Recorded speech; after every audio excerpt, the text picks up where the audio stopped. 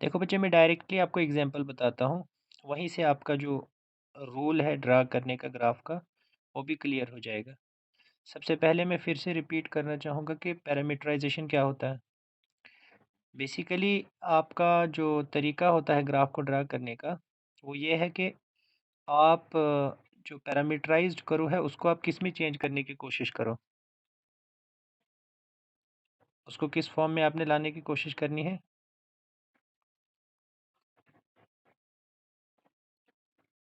शाबाश।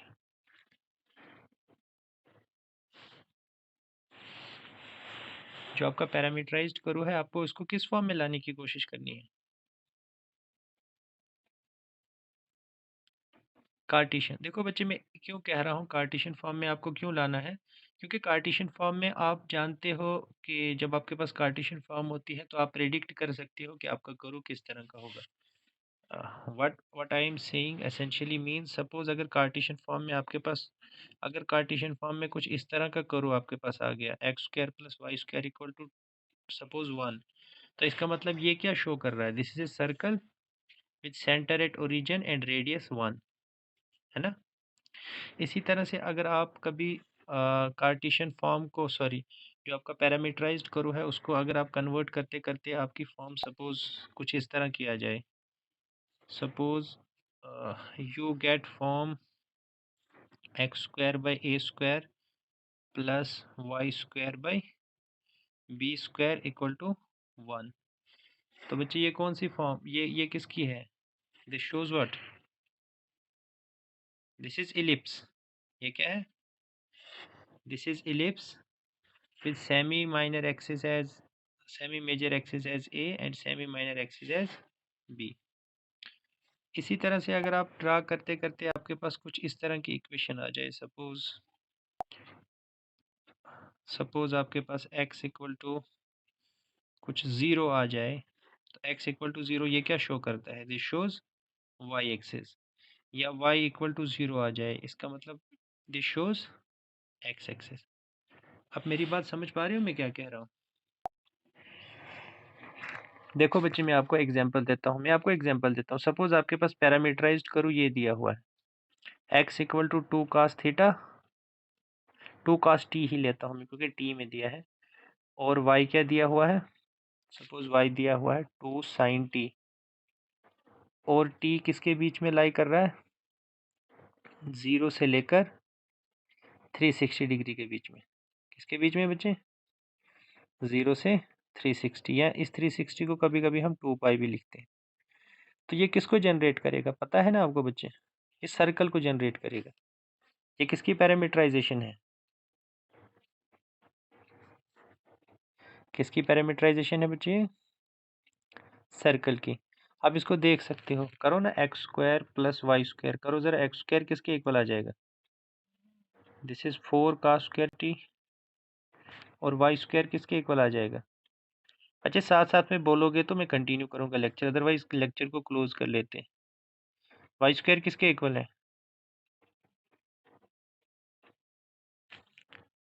What is y square equal to, very good, शाबाश, respond करते रहिए। हाँ जी, एक बच्चा भी अगर रेस्पॉन्ड करेगा दैट मीन्स सभी बच्चों को पता चल रहा है जो मैं कह रहा हूँ। अगर आप में से कोई रेस्पॉन्ड नहीं करेगा then I also, I'm in some sort of dilemma whether you are getting my voice or there are some other technical issues. So that's why at least one student must participate. Although everyone must give his or her participation, but one's participation is at least must. So x square is equal to this and y square equal to this. अब बच्चे जरा इन दोनों को अगर आप add करोगे x square plus y square, ये किसके इक्वल आ जाएगा बोलो। Very good, that means x square plus y square equal to 4। इसको मैं लिख सकता हूँ x square plus y square equal to 2 square. तो ये किसकी इक्वेशन हो गई बोलो ना। तो आपने देख लिया बच्चे, सबसे पहले आपको यही करना है कि जो भी आपके पास पैरामीटराइज्ड कर्व दिया गया होगा, आपको किसी तरह से उसे किस में लाना है, पैरामीटराइज्ड कर्व को आपने कोशिश करनी है उसको आपने कार्टेशियन फॉर्म में लाना है। अगर कार्टेशियन फॉर्म में लाने में आप सक्सेसफुल हो जाते हो तो वेल एंड गुड, क्योंकि कार्टेशियन फॉर्म में हमारी लाइफ थोड़ी कंफर्टेबल होती है। पैरामीटराइज्ड फॉर्म में हमारी लाइफ उतनी कंफर्टेबल नहीं होती। जैसे कि अभी आपने देखा, मैंने आपको क्या दिया था, x equal to 2 cos t and y equal to 2 sin t, where t किसके बीच में वेरी कर रहा था, 0 to 2 पाई। देखो बच्चे, इसको आप ज्योमेट्रिकली भी देख सकते हैं। आपको पता है ना कि कोई भी जो पॉइंट होता है सर्कल के ऊपर, वो किस तरह का पॉइंट होता है? शाबाश। One will be 2 cos t और दूसरा कौन सा होगा, 2 sin t। एक होता है a cos t, दूसरा होता है एक होता है आपका r cos t और दूसरा होता है r sin t, या जिसको आप r cos थीटा और r sin थीटा भी कहते हो। तो ये तो सेम रहेगा 2। अब यहाँ पे वेरी क्या कर रहा है आपका एंगल, कितना है एंगल आपका, t। एंगल कितना है बच्चे, t। अब t देखो कहाँ से कहाँ वेरी करेगा, बोलो। 0 से वेरी करेगा कहाँ तक, 2 पाई तक। जब 0 से 2 पाई तक वेरी करेगा तो पूरा सर्कल जनरेट हो जाएगा। समझ आ रही है आपको मेरी बात? तो इसका मतलब जो हमारी ये पैरामीटराइजेशन है, x equal to cos t और y equal to sin t, geometrically भी आप देख सकते हो कि जब भी t, sorry 2 cos t 2 sin t, जब भी t आपका किसके बीच में लाई करता है, मतलब 0 से 2 पाई के बीच में वेरी करता है, तो वो किसको जनरेट करता है, सर्कल को। तो ऐसे भी देख सकते हो, या फिर कार्टेशियन फॉर्म में डायरेक्टली कन्वर्ट कर दो, तो वहां से भी आप कंपेयर कर सकते हो उसको जनरल फॉर्म के साथ। जनरल फॉर्म क्या होती है सर्कल की, with centre at origin, x square plus y square equal to r square. That means this is a circle with center at origin and radius 2। तो आप इजीली आप बता सकते हो, उसको ड्रा कर सकते हो। आपने करना क्या है, यहाँ पे कंपास रखना है, उसका आपने 2 सेंटीमीटर लेना है स्केल पे, और एक सर्कल ड्रा कर दीजिए। तो हो गया आपका, करूँ ड्रा, समझ आई, got it, are you getting or not?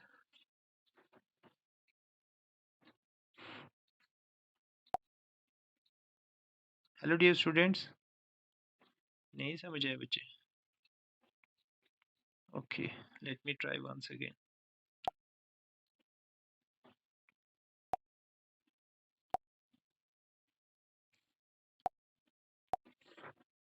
बच्चे मैं पहले से कहा है, थोड़ा सा टेक्निकल टॉपिक है, टिपिकल टॉपिक है, not only for you guys but for me too, so that's why you need not take any undue tension. You just need to keep something in mind that will be important from your examination point of view. Although I'll be putting in my best efforts to get to the crux of the things, but even after all that, if you are not able to get anything, you need not take any undue tension, because this topic in itself is a challenge for one and all. So let me give one more try, maybe you will get them. चलो एक बार फिर से सुनो, अपना ध्यान पूरा यहाँ पे केंद्रित करो ना, फिर जाके चीज़ें समझ आएंगी। अगर 100 किस्म की और दूसरी चीज़ें भी अभी सोचते रहोगे तो फिर खाक समझ आएगी।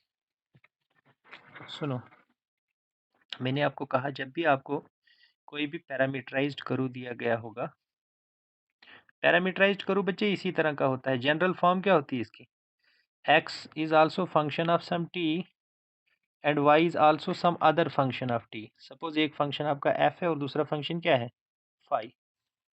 ठीक है, तो इस तरह जब भी किसी फंक्शन को इस फॉर्म में दिया होता है, यानी x को बताया होता है function of t and y is also function of t, where t is defined in some range, मतलब t की अपनी एक रेंज होती है। अब जैसे अगर सर्कल के केस में मैंने आपको बताया कि x किसका फंक्शन है, f ऑफ t क्या है यहाँ पे, जैसे मैंने कहा 2 cos t, और y मैंने क्या लिया, 2 sin t। ठीक है, तो यहाँ पे बच्चे आप देख सकते हो कि ये दिस इज ए पैरामीटराइज, और t आपका किसके बीच में लाई कर रहा है, 0 से 2 पाई के बीच में। अब जब आप x और y का स्क्वायरिंग करोगे, बोथ साइड करोगे इन दोनों इक्वेशंस की, तो बोथ साइड जब आप इनको ऐड करोगे, देन व्हाट हैपन्स, क्या मिलेगा बच्चे आपको, then what will you get, x square plus y square equal to 2 square. तो ये बन जाएगी आपकी क्या बच्चे, equation of circle. Very good, this is equation of circle with radius equal to 2।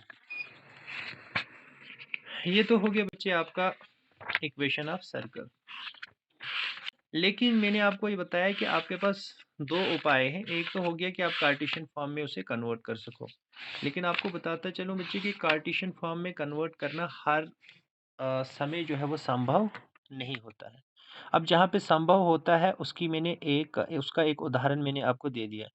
अब कुछ ऐसे मतलब सिचुएशंस भी आ सकती हैं जहाँ पे संभव नहीं होगा आपका उस कर्व को, उस पैरामीटराइज्ड कर्व को किस में कन्वर्ट करना, कार्टेशियन फॉर्म में।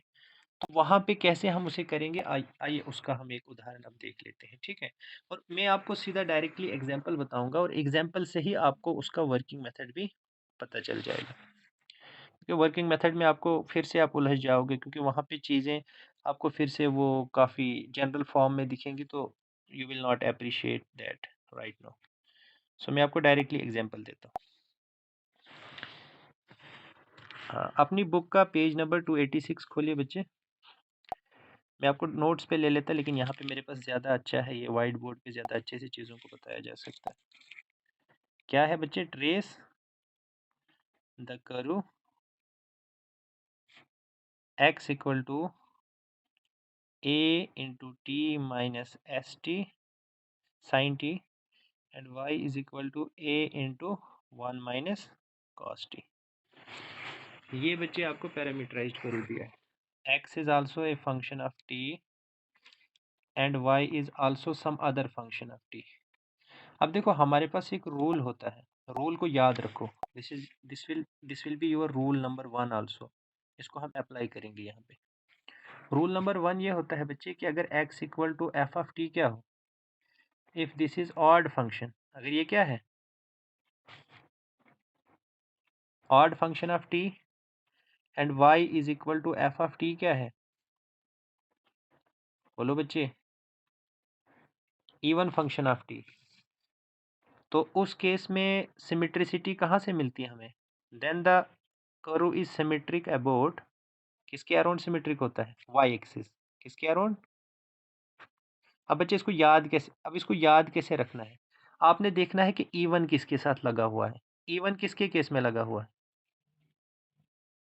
y के साथ। E1 फंक्शन किसके केस में है यहाँ पे,